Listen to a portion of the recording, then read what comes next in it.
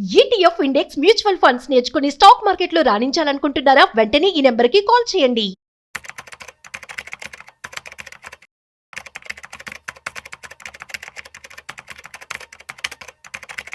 నమస్తే, welcome back to Suman TV. Present మనతో పాటు ఉన్నారు స్టాక్ మార్కెట్ అనలిస్ట్ సుందరాం రెడ్డి గారు.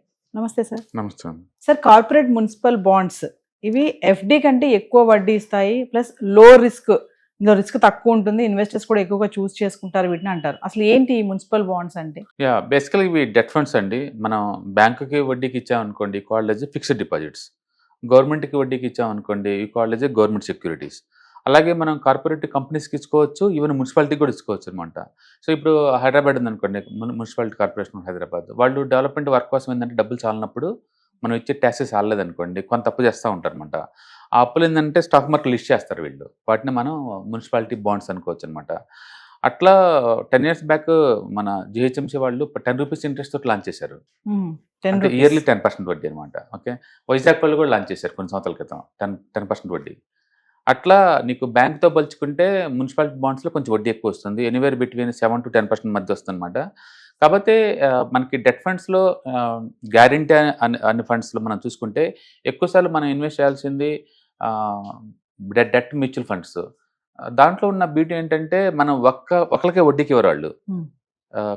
స్టాక్ మార్కెట్లో లిస్ట్ అయిన చాలా వరకు కంపెనీస్ ఏంటంటే బయట నుంచి వడ్డీ తెస్తూ ఉంటాయి అనమాట.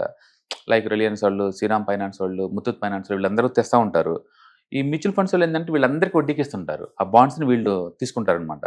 అందుకని వాళ్ళు రిస్క్ని డైవర్సిఫై చేస్తారు, 10-15 కంపెనీలు 20 కంపెనీలు కట్టించుకుంటా. కాబట్టి అల్టిమేట్ సేఫ్టీ అంటే డెఫినెట్గా డెట్ మ్యూచువల్ ఫండ్స్. తర్వాత కొంచెం తక్కువైన 100% గ్యారెంటీ అంటే గవర్నమెంట్ ఆఫ్ ఇండియాకి వడ్డీకి ఇచ్చేయటం, గవర్నమెంట్ సెక్యూరిటీస్ అంట మనం అది. లేదు అంటే బ్యాంకులు అయితే 5 lakh వరకు నీకు గ్యారెంటీ ఇస్తాయి, బ్యాంకులో పెట్టినా పర్వాలేదు, ఎందుకంటే 5 lakh వరకు గ్యారెంటీ ఇస్తాయి. కానీ ఎక్కువ డబ్బు నాకు వడ్డీ ఎక్కువ గిట్టుబాటు అవ్వాలంటే మాత్రం డెఫినెట్గా సింగిల్ కంపెనీకి లేదా ఇలా కార్పొరేట్ బాండ్స్కి తీసుకున్నాం అనుకోండి, మున్సిపాలిటీ బాండ్స్ తీసుకున్నాం అనుకోండి, రిస్క్ ఏంటంటే ఒకరికే ఎత్తున్నాం అమౌంట్, కాబట్టి కొంచెం రిస్క్ ఎక్కువ ఉంటుంది. బట్ అదర్వైజ్ వడ్డీ ఎక్కువ వస్తుంది. అవును, 7 to 10% మధ్య వస్తుంది వడ్డీ. కాబట్టి ఈ బాండ్స్ అన్ని స్టాక్ మార్కెట్లో లిస్ట్ చేస్తారనే కానీ లిక్విడిటీ పెద్దగా ఉండదు, సెకండరీ మార్కెట్లో కొనేవాళ్ళు అమ్మేవాళ్ళు పెద్దగా ఉండదు. అదే డెట్ మ్యూచువల్ ఫండ్స్ అనుకోండి, స్పాట్లో మనం అమ్మేసుకోవచ్చు అనమాట, అది చాలా ఈజీ అది. కాబట్టి లిక్విడిటీ కొంచెం తక్కువ, కాబట్టి వడ్డీ ఎక్కువ వస్తుంది. అండ్ ట్యాక్సేషన్ కూడా మామూలుగానే ఉంటుంది. More than 1 year ఉంచుకున్నారనుకోండి 12.5 long term capital gain tax పడుతుంది. అండ్ లేదు నాకు లిక్విడిటీ బాగుండాలి అనుకుంటే ఈవెన్ ఆర్బిట్రేషన్ ఫండ్స్ కూడా బాగుంటాయి. అందుకని నీకు ఈ వాలటిలిటీ మార్కెట్లో నాకు గ్యారంటీ రిటర్న్స్ కావాలి, ఇంత మార్కెట్ వాలటిలిటీ నాకు వద్దు అనుకున్నప్పుడు మీకున్న ఛాయిస్ ఏంటంటే బ్యాంకుల్లో వేస్తే వచ్చే సంగతి అందరికీ తెలుసు. అండ్ రెండోది గవర్నమెంట్ సెక్యూరిటీస్లో పెడితే వస్తుంది అందరికీ తెలుసు.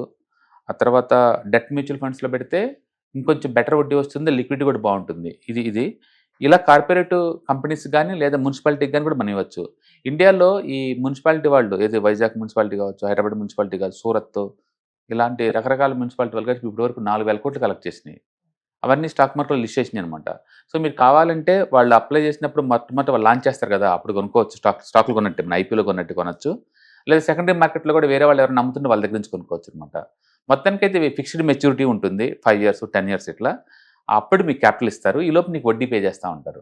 అంటే మీరు అన్నట్టు కరెక్ట్, 7 to 10% మధ్య వస్తుంది వడ్డీ, డిపెండింగ్ అపాన్ ద మున్సిపాలిటీని బట్టి అనమాట. అది ఇవి ఎన్ని రకాలు ఉన్నాయి సార్? బెనిఫిట్స్ ఏంటి అంటే బెనిఫిట్స్ అంటే ఏదైనా సరే మీరు వడ్డీకి ఇచ్చారనుకోండి, ట్యాక్స్ బెనిఫిట్స్ లాంటివి ఏమి ఉండవండి. అండ్ ఎక్కడైనా డెట్ ఫండ్స్కి ఏంటంటే మోర్ దెన్ 1 year ఉంచుకుంటే ట్యాక్స్ 12.5 పడుతుంది. అండ్ 1 year లోపు అయితేనే మాత్రం short term capital gain tax పడుతుంది. అండ్ ట్యాక్స్ ఎగ్జామ్షన్ లాంటివి ఏమి ఉండవు. రిస్క్ తక్కువ ఉంటుంది కాబట్టి ఇన్వెస్టర్ సెలెక్ట్ చేసుకుంటారని అంటారు కదా సార్? రిస్క్ తక్కువ ఉంటుంది. బట్ డెట్ ఫండ్స్తో పోల్చుకుంటే, డెట్ మ్యూచువల్ ఫండ్స్తో పోల్చుకుంటే తక్కువైతే ఖచ్చితంగా కాదు. డెట్ మ్యూచువల్ ఫండ్స్లో ఏంటంటే ఇలాంటి కార్పొరేటివ్ బాండ్స్లో 34 వీటిలో ఇన్వెస్ట్ చేస్తారు వాళ్ళు, కాబట్టి రిస్క్ వాళ్ళకి బాగా తగ్గిద్ది. ఇక్కడ అనుకోండి ఒక మున్సిపాలిటీకి ఇస్తున్నావు, ఒకవేళ వాళ్ళు ఇన్ టైంలో పే చేయలేకపోయారనుకోండి, అఫ్కోర్స్ గవర్నమెంటే అనుకోండి, బట్ స్టిల్ హిస్టరీ ఉందన్నమాట, పోస్ట్పోన్ చేయడంలోకి హిస్టరీ ఉంది వాటికి. అందుకని రిస్క్ లేదు.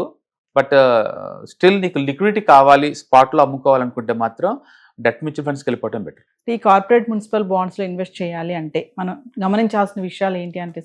మీరు ఈ బాండ్ స్టాక్ లాగా ఎక్స్చేంజ్ నుంచి కొంటాం అంత ఈజీ కాదు.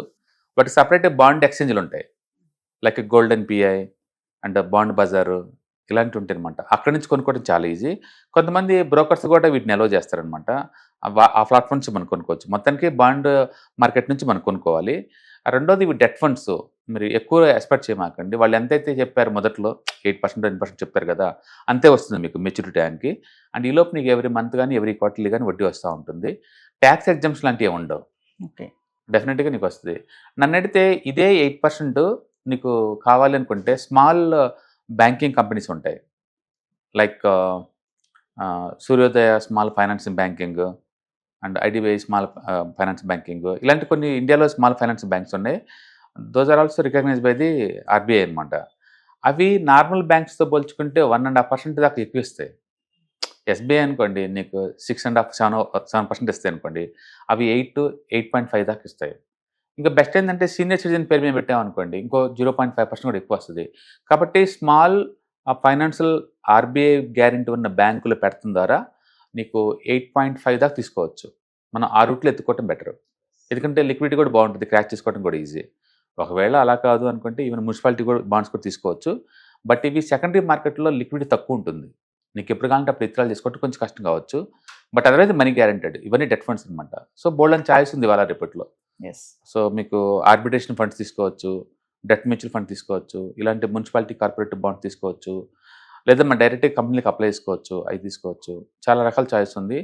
అండ్ ప్రస్తుతానికి వాలటిలిటీ గ్రోత్ ఈ టైంలో సీనియర్ సిటిజన్స్‌కి ఈ టైప్ స్కీమ్స్ బాగుంటాయి. యాక్చువల్‌గా సీనియర్ సిటిజన్స్‌కి నేషనల్ సీనియర్ సిటిజన్స్ స్కీమ్ ఒకటి ఉంటుంది. సీనియర్ సిటిజన్ స్కీమ్ ఒకటి ఉంటదనమాట. 3 నెలలకోసారి వడ్డీ ఇస్తుంటారు. అవి కూడా బాగానే ఉంటాయి. 30 లాక్ వరకు పెట్టుకోవచ్చు. అలాంటివి కూడా బాగానే ఉంటాయి. Thank you.